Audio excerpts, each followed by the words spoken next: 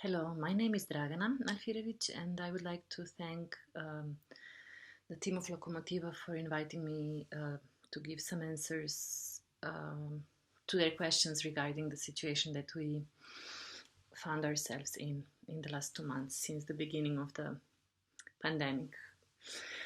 There are some questions that I would like to maybe take more as a guideline than answering precisely one by one. So I work mainly in the field of contemporary dance and contemporary performing arts in Ljubljana, but also I would say regionally in the region of the Balkans, and of course also internationally, since contemporary dance and choreography are extremely international since its beginnings. What I've noticed, or how I would like maybe to start this discussion, is that we could see that all our governments met and tried to solve the problems of pandemic in their best capacities or in the way that they only can. So for example, we see the difference between the Berlin Senate and how they managed the consequences of crisis and how they relate to their independent art scene. And on the other hand, we see the governments of, let's say, Serbia, Croatia, also Slovenia, where I live now, which tend to completely redistribute the funds and redistribute the resources in a way to favorize one part of the scene as opposed to maybe cleaning or cutting out the other part of the scene. What I think the pandemic and the measurements underline is the precarity, of course, of the independent scene, and especially of those of us who are not related to any structure, to any organization, to any festival, or to any larger structure. So those of us who are complete freelancers.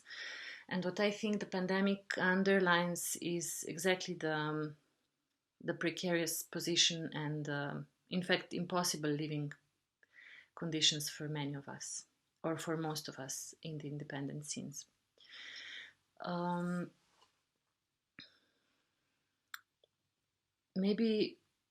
Maybe there is one information I would like to share, that from the Ministry of Culture of Slovenia, on which we are all highly dependent, hasn't communicated to us any concrete measurements regarding our work. So our work is completely stopped at the moment.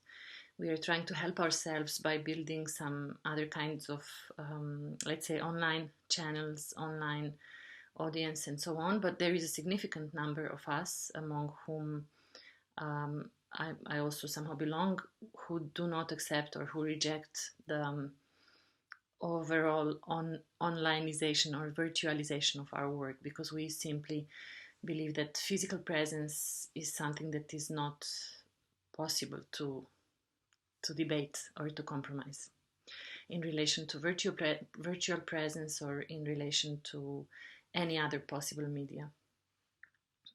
So from the Ministry of Culture, we did not get any concrete information. We didn't get any concrete guidelines or even predictions. There is a huge silence coming from there, except of 2 interviews, among which there is one by the director of the Agency for Creativity, who somehow really announced clearly that there will be a kind of cleaning process on the scene based on the fact that, and I quote, there are too many artists. So we see that there is too many of us. We see that we are constantly being reminded that there is too many of us, and somehow this reminds me of the, let's say, neoliberal ideological claim that there are too many people in the world, and that the resources of the planet cannot stand it. There is also the belief that there is not too many people in the world, but that the way we organize ourselves politically economically is simply wrong, and that if we would be organizing ourselves differently, there would be enough resources and space for all of us. It's the same I think the same for the cultural scene in Slovenia and in our region. And I think it's the moment, probably for all of us, to come together, to step together, to somehow, for the moment, neglect the differences among us, or maybe even better, include the differences among us, so that we can, step together and make a common space and make ourselves stronger.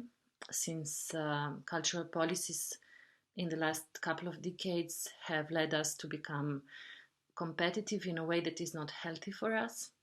And somehow we always tend to promote ourselves, our organizations, our projects, and to somehow cancel out the others. This is how we have simply lived, and how the cultural policies made us think. So maybe we, through this, come to the question of solidarity, because there is the question related to the first question: what is for you the culture of solidarity in these times, and how we can produce it? Maybe, maybe I can also quote or remind myself of the book of Franco Berardi Bifo, The Uprising, on poetry and finance.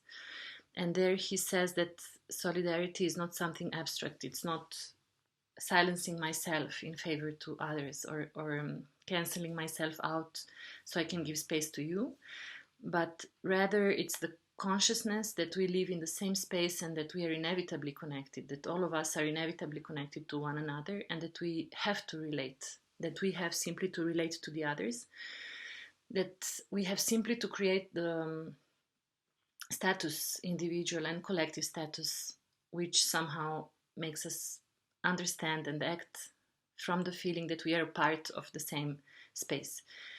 In the sense that maybe if one day I'm weaker or I'm more vulnerable, and the other day you are more vulnerable, we can somehow help each other. And by this also we can create the sense of belonging to the same space, or taking from the same space, or bringing something back to the same space, etc. So maybe when thinking about solidarity, in Slovenia we maybe have some also proposals, but I wouldn't dare to speak about it yet because they are not fully articulated. But what I think when I think about solidarity is exactly this: what are the mechanisms to make all of us believe that, and understand and act? Actually, I think it's also not only the matter of belief, but it's the matter of where we stand, where we act from. I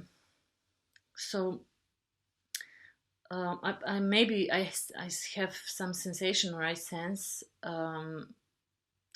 that there somehow is enough money, because we have seen also how certain politicians or political structures deal with the public money. So somehow there is a sensation that there is enough money for everyone. It's just the question of creating arguments and creating the feeling, or creating the political arguments towards everyone receiving part of this money to be able to do what they do. In terms of that, maybe it's also nice to remind ourselves that, as someone coming from live arts or choreography or dance, or choreography as maybe expanded practice, we are the ones who deal with the human individual and collective body. We are the ones who know a lot about the organization and the principles of organization of these collectivities. So with this, maybe I can end for today. Thank you very much.